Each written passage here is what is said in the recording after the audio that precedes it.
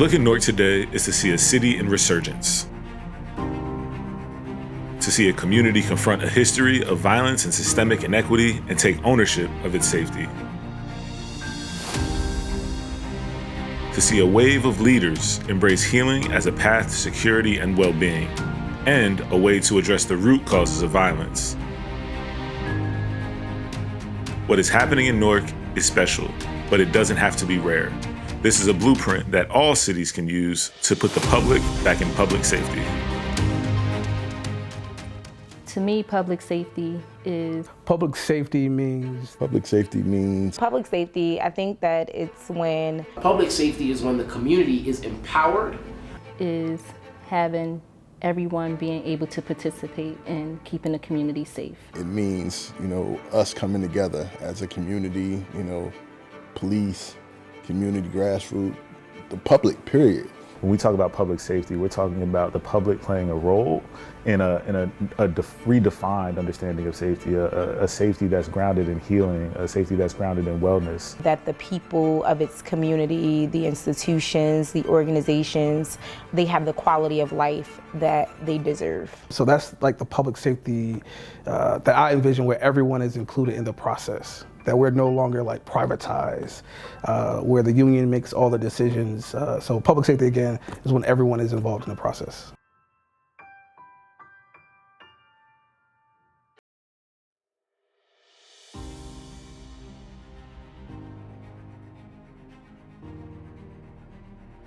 So there was a woman by the name of Nikisha Allen that was shot and killed over Amika. And there was an increase in violence among women and children during that time. And it was just business as usual. And so Mayor Baraka, who's the mayor now, but back then he was just the principal, he wasn't in city council, any of those things, made a call to the community. The people began to come out into the community. And so we went to every neighborhood where violence was taking place and calling on residents and business owners and everybody to be a part of what we didn't know would be a movement. But for 155 weeks in a row, every Wednesday, we went into neighborhoods where violence was taking place and putting the ownership on the community. So when we talk about public safety and centering community, it's really relying on the notion that for so long, community hasn't been centered. When we talked about safety in the past, it's always about how are police coming into community? How are they addressing violence? What does it look like for folks that have been identified as perpetrators of violence to actually engage with the criminal legal system that pulls them out of their community? Trauma to Trust really focuses on community, elevating the story, experiences, strengths of community. We do so to make sure that law enforcement hears and understands community, understands why things happen the way that they do. What happens in this in the community when they interact, on the streets when they interact. What's going on behind closed doors that law enforcement just doesn't understand. And then at the same time, law enforcement gets the opportunity to share their point of view. So when we start talking about centering community, it's making sure that community is involved in these strategies, but also it's about understanding that community is closest to a lot of the pain and harm that's happened, right? So ensuring that when we're developing solutions, when we're developing strategies, that they're at the table. They're not just at the table, they're leading the conversations to really inform the policies that are being developed, the strategies that are being implemented. And when we do that, we actually see an ecosystem that actually meets the needs of the folks that it's intended to serve. We talk about some of the values that's needed in the ecosystem, especially because public safety is an extremely sensitive topic. It's extremely sensitive work to be in. And a lot of what brings us to this work is our own traumatic experiences. When we start talking about centering community, it's really understanding what are the core needs of community when we start talking about safety. What programs, what interventions, what strategies are being developed that actually meet some of those fundamental needs that people are experiencing or have within communities. So we talk about it a lot.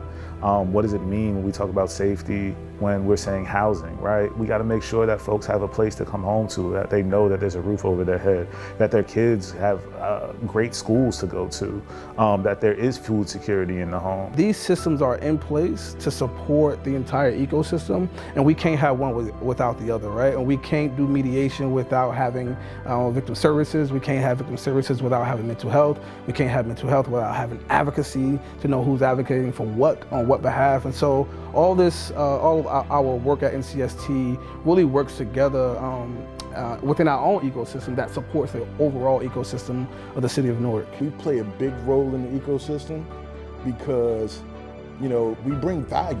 We bring the voice of the young people. So now we're part of that system that's a shared safety system in our community now. People didn't trust law enforcement, and so that whole, you know, if you see something, say something, was not happening. People were not talking to the police, and the culture is still that, right? The snitching and all of those things. But you have concerned citizens and people who are not a part of that culture, that don't have to subscribe to that culture. And so we need, again, to create a process that is easy, is simple, so that we are able to service victims. We're able to even service like those who are potential perpetrators, so that they cannot perpetrate violence against others. My mission in leading the Office of Violence Prevention and Trauma Recovery is ultimately to be able to have us do this work from a place of healing.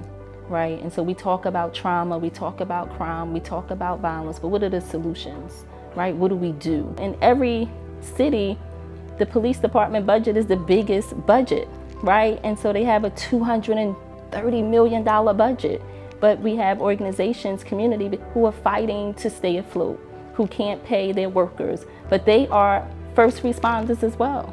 They're out there helping as well.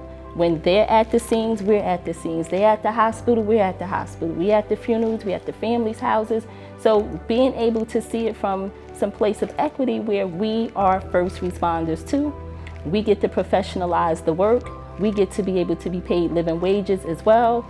If law enforcement is being paid and they get to have overtime and they get all of this, then there has to be some equity in this for us as well. Everyone doesn't need to be arrested, right? We can't arrest our way out of this. Law enforcement is not the answer for everything. A lot of the times we have crime and violence. Again, the public health issue is under mental health issues, social emotional issues, quality of life issues, right? Poverty, all of those things, right? Get into the root causes of why we have crime and violence, why we have repeat victims, why we have repeat offenders, and law enforcement is not asking the questions why, right? And so you gotta have people who are gonna ask why, and beyond why, what can we do about it?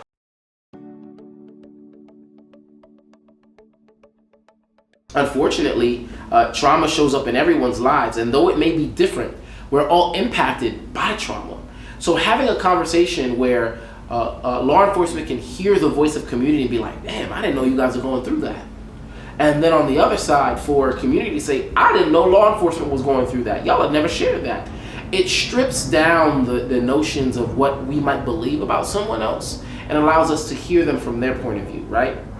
And when you hear someone from their point of view, you now see someone differently, right? You see who they are and not what you think they are. And that's what Trauma Trust is. It's really getting to a place of saying, you know, not what's wrong with you, but what's happened to you. Success and impact looks like what we're doing right now, seeing the change, seeing these young people dream again, seeing these young people want and desire to do more with their lives. That's how you know the impact is there, when they show up without you asking them to show up, when it's time to leave and nobody want to go home, when they the first ones there and all that, when they bring in their friends to be a part of that, you know, same people that's out there making bad decisions, they're bringing them in because of the fact that they change. That's when you know you're making an impact. For years, folks have been committed to this work, but there was not funding. There was no funding behind the work. You have folks that were just connected to the work because of their love for community and their love for their people. And now we see billions, millions of dollars going into community safety, community violence, violence being a public health crisis. And this is like the language that everyone is talking, right? This isn't just Mayor Baraka talking it. He's been talking it for 20 plus years, but anytime that you have the President of the United States of America saying, no, we have to make an investment in community violence, I think that in itself speaks volumes to what is needed and what is necessary for communities of color. Because this work that we're doing in terms of the Office of Violence Prevention in the city of Newark, there's a national network of violence preventions. But ours is kind of unique, right? Because we have city government that's pushing us, that's backing us, that's investing in us, and it's not as much of a fight as other cities have to have. And it's grassroots, right? True grassroots.